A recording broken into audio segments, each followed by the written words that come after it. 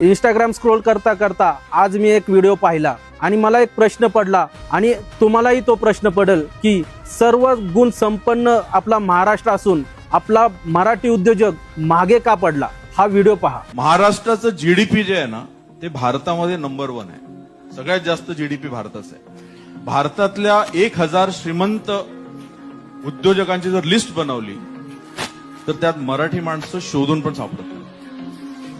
दुःख इथपर्यंतच नाहीये, याच्या पुढे आहे की सगळी 1000 श्रीमंत उद्योजक जे नॉन मराठी लोक आहेत ते सगळे महाराष्ट्रातच राहतात।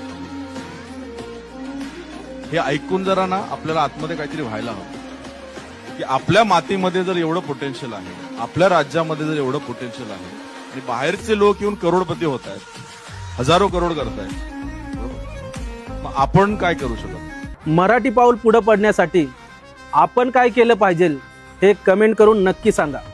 धन्यवाद।